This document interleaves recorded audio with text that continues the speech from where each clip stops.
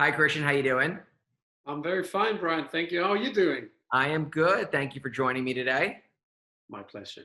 In one of our first conversations, Kristian, you described yourself as a horological entrepreneur. You're a journalist, a collector, a photographer, and we're going to delve into that today. My name is Brian. I am here with WatchBox, and today we are joined by Kristian Haagen. Hey, everybody. Yeah, well, we met actually in Dubai Watch Week in November 2019, and that was the first time the Watchbox actually attended. And you came with this whole, well, actually, you opened a shop there and you had this exhibition shop, and that was amazing. I thought I was just going to pop by, and that was wonderful cold white wine, but still, the collection of watches that you had really impressed me. But what I was also truly impressed about was you wearing that Roche Dubuis sympathy on your wrist. And you can. There's so many companies selling watches today, but a lot of them they don't know about horology, but they actually just push a product over the table. But you, being very young, you were What wearing. I look. I mean, that was I was really on the floor. I'm like, you just pick something from the safe that would look good for the event. No, that was your own personal watch. And as soon as I complimented on your Roche Dubuis sympathy, you were like, yeah, this is the version, the first version, because the second generation, they had so many problems with the sapphire crystal to cut out that special shape of the case. I'm like, dude knows horology. And I kept coming back, and I met Caroline, I met your dad during a very, very long interview. It was supposed to be 20 minutes. I had to leave him after an hour and 30 minutes. And I had a chance to look into his personal collection of F. Journes, and that was so much passion coming from the veins, from the skin of everybody involved in WatchBox, in the whole Govberg gang. I was deeply impressed, and I'm very happy to sit here with you. However, not live, not sitting in an air-conditioned booth in Dubai, which was actually very nice, but at Zoom in modern times. No, I'm very excited, and thank you for the kind words. I'd like to think that we're collectors first, and educators second, and then selling watches third. But why don't we talk a little bit about, just a little bit more about you. How and when did you, get watch obsessed? When did it start for you? Tell us a little bit about, where it all began. Well, I'm from a smaller town in Denmark, and back then, when I was like 6 years old, I found the collection of National Geographics in my parents' bookshelves, and from around 1976, watch ads started to appear on the first pages of National Geographic, and several Rolex ads appeared, and I noticed that many of those daring young men inside the magazine that the articles were actually about, it would be wearing a Rolex, an Explorer, a Submariner, a GMT Master, very recognizable watches. And when you're 6 years old, you want to be, you want to be a policeman, you want to be in the military, you want to be a knight on a horse or something like that. So seeing all that, it was part of a very masculine uniform. And then, coming back to you wanted to be a knight when you were 6 years old. Coming back to the very first Nautilus advert that I ever saw, that was like a sword that was like centered within the ad. Of course, there was a watch as well, but when everything with a weapon, as a kid, you're like, whoa, that's so cool. So, the Nautilus, the 3700, that was like my first dream watch, because that was so specific an advert that it took me, it just took by storm. And today I actually own a 1976 reference 3700 in my collection. We could get back to that. But so National Geographic really, it catered to my horological interest today, I would say. And then when I was like 9 years old, I wanted to do a watch magazine. So, I would start to call up or write letters to the watch companies, and at some point, I come back from school. I'm around 10 years old. My mom goes like, hey, listen, they called from company X because they claim you wrote them and asked if you could become a retailer of the watches. Do you know anything about this? I'm like, yeah, but no, but yeah, that's true. So anyway, I would also, that was no fax machine. That was nothing that, you had a phone or write a letter. And I remember I was also a skater when I was a kid, and everybody that were having all these skateboard stickers underneath the boards, I would have like a Patek Philippe sticker or, a Rolex sticker I made myself, stickers on my skateboard. So I was like really into watches since I was 6 years old.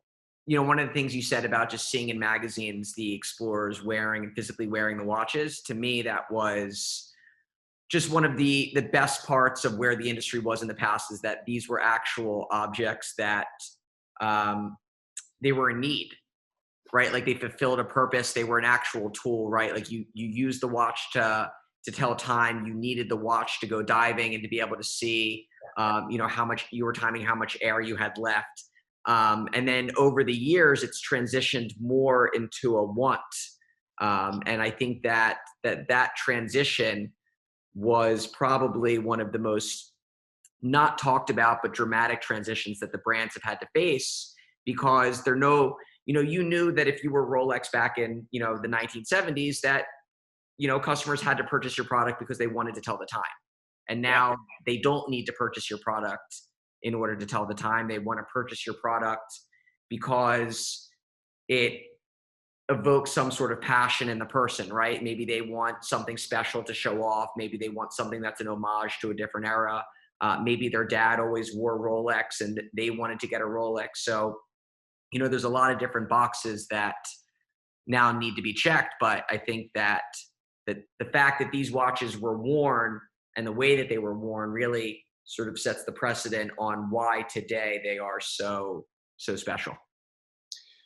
I think it has to do with emotional values, and emotional values, that is a currency that is accepted in every corner of the world. You can't put a number on emotional values, but two watches in my collection, I think they are the most important pieces that I have. One of them is a Rolex GMT Master from 1968.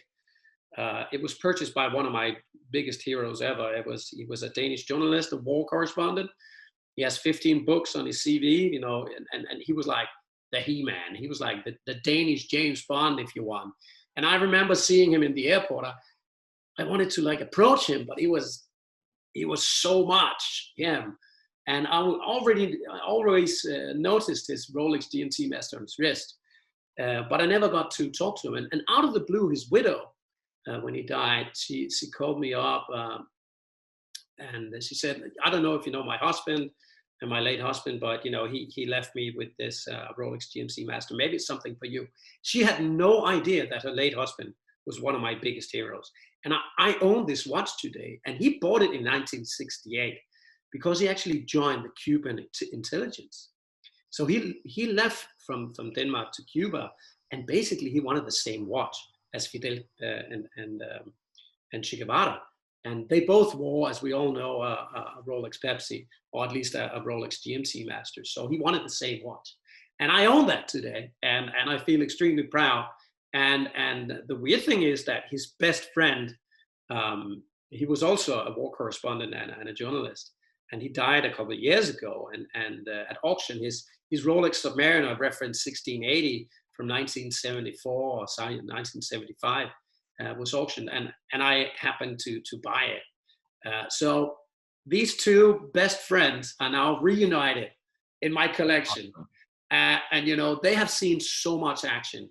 The GMT Master, he was wearing it. He was kidnapped in El Salvador. The other guy, he was wearing it while he was riding from the last days of the Vietnam War.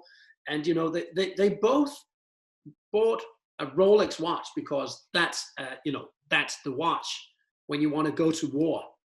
And it just feels really good to have those two watches in my collection. See, I think the most action they have seen, in being in my possession was a late night watching a wartime movie on Netflix. at least I take good care of them. So those are the most valuable watches in my collection. Why don't we do a quick wrist check today? I saw that you were double wristing and wearing 2 special watches. Why don't you tell us a little bit about what you have on? Well, I'm wearing the white dial Daytona, the ceramic, on my left wrist, and then I just popped into my home safe and picked up my most recent purchase. It's a 1655 Explorer 2, also known as the Friccione. It's from 1981. It was sold at the local retailer in 1984. So it's a complete set, never ever polished. Maybe the bezel has been exchanged at some point, but everything looks completely original. The big error hand, the 24-hour hand is very albino-esque, if you like. It's very pale, so it's not bright orange or bright red or anything. And one of the reasons why I'm wearing them, because I don't double wrist normally, but I didn't have a chance to take the Friccione to the bank vault yet. And then I just realized that these 2 watches actually represent the same value in terms of today's market. And you guys have been in confinement, but you are an online shop as well. And I mean, I've been looking at the prices on WatchBox and other forums, and now we are seeing an outrageously impressive collection of fine watches being auctioned in Geneva next weekend by Philips. And no matter the crisis, the watches seem to not care. Well, the prices of the pre-owned. And it's pretty exciting. And I think in terms of being confined or being at home, you may have beautiful kids and wonderful wine in your fridge, but you still search for those amazing watches. I mean, I bought this one because of a picture I saw on Instagram. And I was so taken with the knowledge that the seller of this watch was sharing. So I didn't buy it from them, but I found a local retailer of pre-owned watches. And it turned out it was actually locally sold in 1984. So everything that you can push onto the watch of emotional values just adds to the monetary value of the watch. Sure, I could have found one cheaper, but it wouldn't have been a complete set. Certainly not with the original certificate. And I think in today's market, being Oral Bass, how he seduced a whole world of collectors, of serious collectors, and WatchBox being able to share the passion as well, and the knowledge. And I think knowledge and passion goes hand in hand in terms of that. And I've been having ongoing contact with Caroline before we actually did this interview, and every time I mention something, she goes, "Oh, we had that as well from this and this year." She really knows your stock very well. And when she asked me to do a little list of watches that I found interesting on watchbox.com, I had to change every time because they were sold. So you could be the company that says, "Oh, we're selling 100 watches a day," and you're not. But 50% of the watches that I took out from your stock that I wanted to talk about, they just sold. And then with one of the Cartier Santos chronographs, they said, "Sorry, Kristian, we have to change that again. It just sold." I'm like, okay, I think WatchBox is having a pretty good time in midst of bad times. We're doing okay. You know what? I think that the passion and love for watches hasn't ebbed regardless of what's going on in the world, and everybody's at home. And, our thought is that they have more time to go online and look at watches, which is why we wanted to up the content and put more information out there. So, give somebody and give collectors and people that are passionate about watches, an opportunity to learn more and maybe go off into a different world and not have to deal with what's going on the outside. So, Sure. But today we'll talk a little bit about my watch now. I'm wearing a 5980 in stainless steel. For those that watch videos that I'm on, I've worn this watch a lot. I've had it since 2014, back before the craze really hit. And it was, I think, right when the watch was being transitioned out. They were sitting in showcases for the most part. Nobody really wanted Nautiluses in general, particularly the 5980.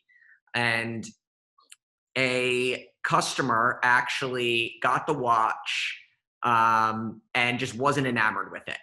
And, and brought it back in, and we said, no problem, you know what, we'll take it back. And I saw the watch and I'm thinking, like, I'd always wanted a Nautilus. And they weren't trading for anywhere close to the prices they were at the time. I mean, I think I paid $25,000 for this. And you are kidding me, man. I swear. And, I was, and the reason why I decided I wanted this watch was the heft of the case relative to the size just fit my wrist really well. And I thought that the 5711 was just a little bit too thin for me. And I got the watch, and it was like the first time I had spent that amount of money on a timepiece. And like for the first several months, like I would put it on, I would almost like, I'd be walking around, like holding it like against my chest, like not wanting to scratch it. And then all of a sudden, like something clicked, and I've just beat it to death ever since, and I just figured, you know what, like I bought it to enjoy it. I never plan on selling it. One day when I give it to my son, I want him to look at this and say, like, damn, like he lived in this thing.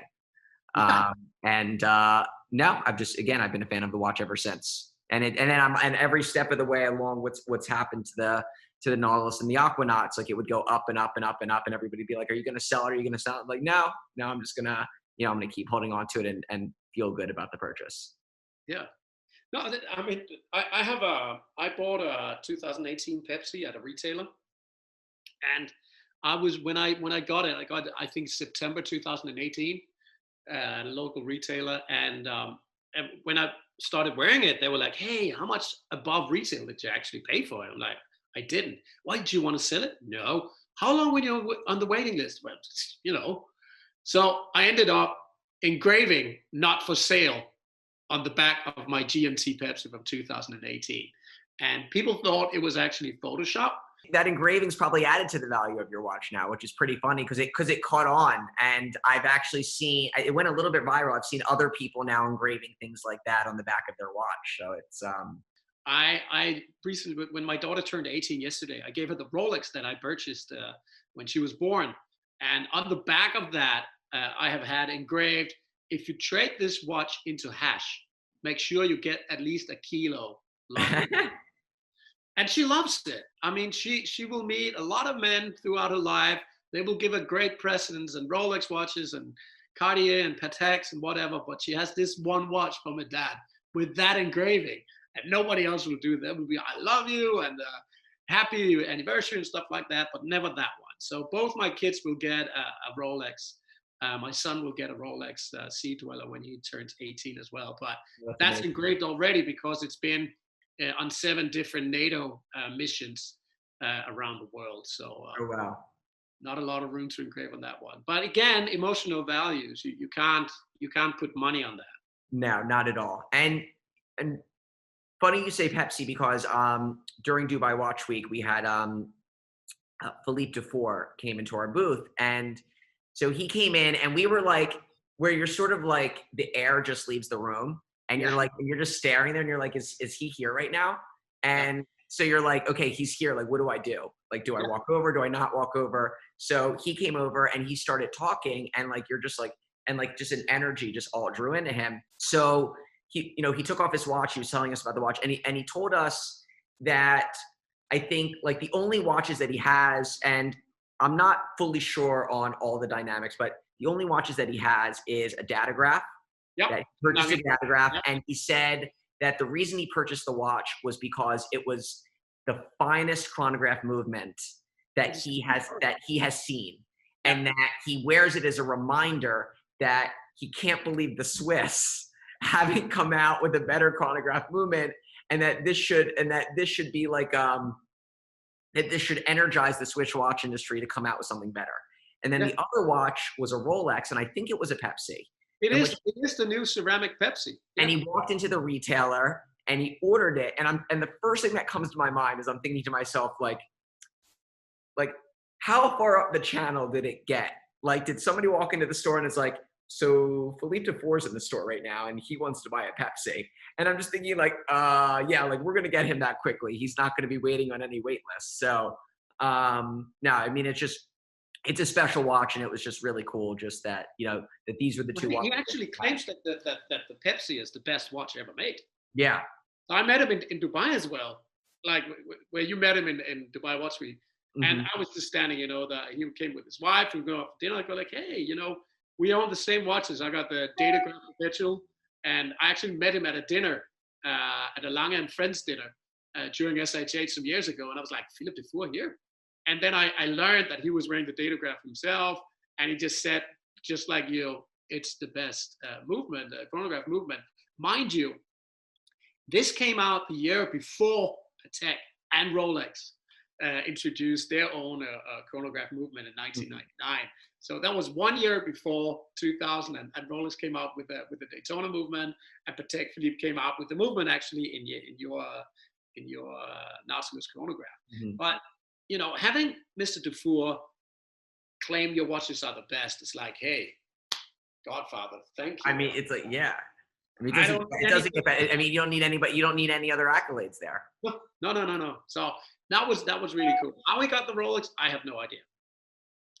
He shares the same name as the CEO of Rolex, but I don't know if they're family, man. I'm sure it was a quick delivery. So let's talk about a little bit about the 4 watches that we have here that you picked. Yes, sir. And we'll go through them. Just because, once you pick them, I started going and looking through them and like, oh my God, I love that. And so let's talk about the PAM 57 first. So here we have my first Panerai watch, man. PAM 57.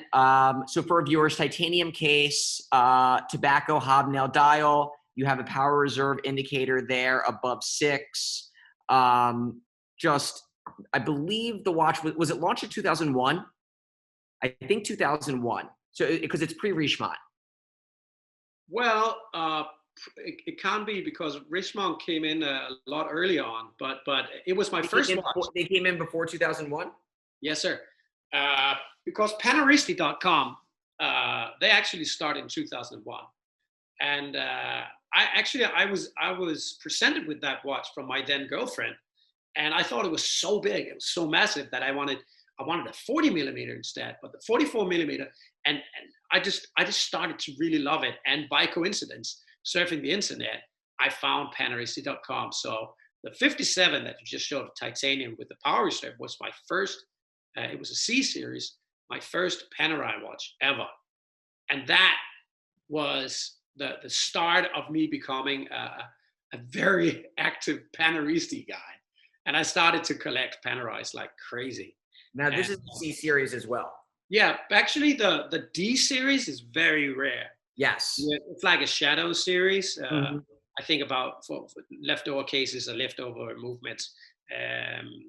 So the D series became this very collectible Panerai. So when I saw that you have it, I was like, hey, that's a walk down memory lane.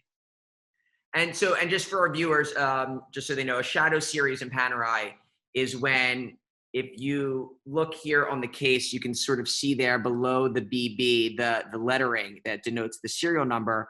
And the shadow series, it wouldn't have that underneath the BB. So there was just no serialization there. Very often these watches were actually taken by executives and other people at the company. But they are exceptionally rare. Yeah, out of production as well. OPs or something like that were also pretty rare. But that was Panerai back when it was hot.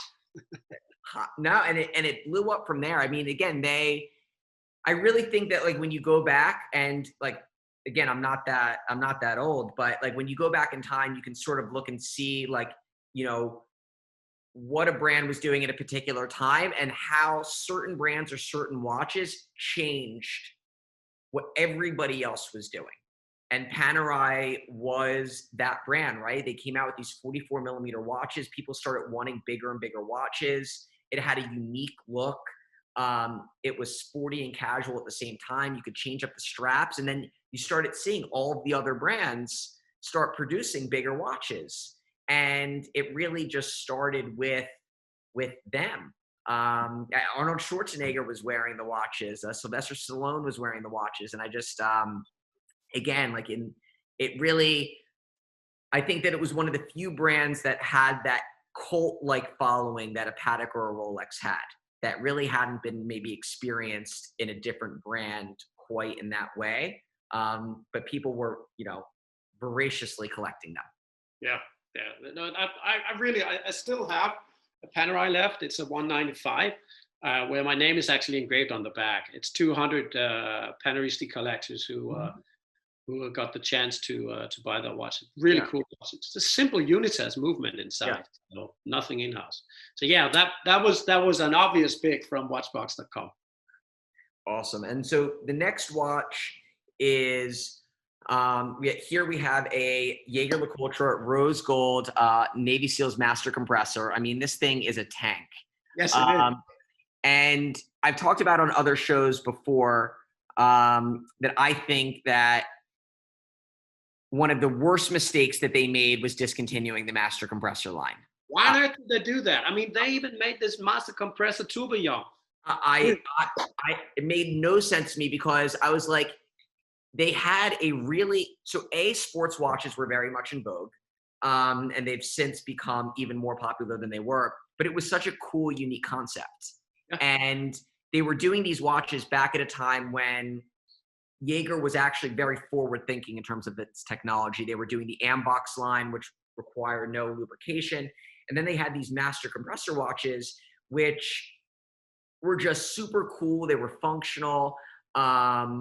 And I love them. And I just, like, when they discontinued the watch, it was for me the same way that, like, when Cartier discontinued the Roadster, I'm like, this doesn't make any sense to me. Like, everybody's buying them. Like, why is it going away? But I've said that they need that they need to bring back the master compressor series. But they have to bring back Jérôme Lambert, because the collection actually left with him. I think he was the birth mother of the master compressor collection, and when he left, it was the end of that great collection. I love it, and that was a Navy SEAL. I think the one you just showed in rose gold is a Navy SEAL series, and basically how you just measure the depth, because it has a mechanical depth complication, is by the membrane on the side. Yeah, right there, exactly. So the water, the atmosphere, the pressure, the deeper that you dive, the more pressure comes on that, and that pushes the hand that indicates the depth of your dive. Yeah, no, and that's a cool piece. And talking oversized watches, that is, as you say, a tank. I mean, it is massive. Like, but again, it's what I liked too was everybody had deployants back when they were coming out with these watches. And I think that sports watches in general should be on tanks. They fit better. They're tighter to the wrist. And you've since seen AP transition all their offshore models to tanks just because they fit better and it's more functional that way. But they really developed this watch. I mean, again, even though it is like a pound of gold, but they really did design this watch to be truly functional. And I think that was one of the reasons why, again, I loved your pick, and I'm happy you picked it. Thanks, man. Okay, moving right along. So tell me about this bad boy here. Well, that's a difficult time for IWC. They wanted to introduce a lot of the original designs, the old Aquatimer, but it has the super compressor look, but not per se the functions of a super compressor, where the pressure actually makes it more waterproof. But having the inner turnable bezel, I like the super compressor look with the inner turnable bezel, and also it's a very Polaris, if you like, or Memovox JaegerLeCoultre look. Mm-hmm. which are also amazing pieces that you're also offering on watchbox.com. But this one is priced extremely well. I don't recall the price right now, Brian. Help me out here, but this is a cool piece. I don't know either. It has retro. It has the super compressor, the double screw down crowns. It's a really cool and very affordable price. It's never, for some odd reason, been very popular. So so for those that can see, so this is a vintage inspired IWC aqua timer. Yeah. We have it's on like a buttery black strap. Yeah. And for me, my favorite parts of the watch are, and it's two things that I'm just a big fan of, are number one, I really like bright green luminescence on watches. I have this old titanium Seamaster 300M, and it's got this super bright blue dial, and then these like even more green luminescent indices. And I love the look of it. For some reason, it just pops. And there's just like a glow or an energy about the watch when I look at them. But also like these super rubbery, these soft rubber straps I've always liked. Oris does straps like this. And I just think that they're super comfortable and form-fitting. It fits almost like a leather strap would fit, except it's rubber. And as you mentioned, like this was a watch that was vintage inspired. And it came from a time in which many brands were coming out with vintage inspired watches because people or collectors wanted that bridging of history. They wanted to feel like they were buying into something that came about or that existed a long time ago. And that's still prevalent today. I mean, the idea of modern vintage is very much still in style. Yeah. I mean, that whole collection that was a Da Vinci, a Portofino, a Pilots, everything. Mm-hmm. They had all these original designs and they never really made it. I mean, even the first Da Vinci they made for that Jubilee collection, I've come to like it a lot, and you can get it for like 3,000 euros or $3,000. It's a steal. It's a great watch. It's a great movement. Everything is really cool. And the tropical strap is very much inspired by the 1960s, and the straps actually looked like that. And right now, I think tropical straps are very much in vogue. So you can get, I think that's actually an American company who just came up with a reproduction of tropical straps in different colors. Mm-hmm, mm-hmm.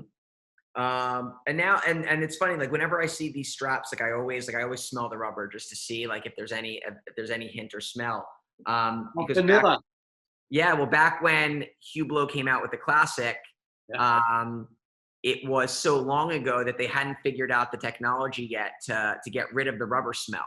So they infused it with vanilla, and all those straps smell like vanilla.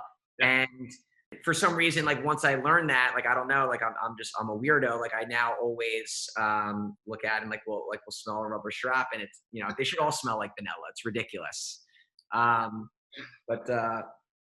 So last watch, beautiful piece, 34 millimeter Rolex Air King 14000 with a salmon dial. I'm a big salmon dial fan, so I was really happy that you picked this watch. Tell me what the thought process was. Well, this is actually the non-gender specific Rolex. And the funny thing is with this salmon, somewhat explorer dial with the 369, that's just a cool piece. And it was made by Rolex way before there were any salmon craze in the world. 34 millimeters, I could wear it. I have no problem with that. I mean, I don't care about the size of the watch. People say it's too small. And hey, Kylie Minogue is a tiny woman as well. Would you mind having a date with her? No, I wouldn't.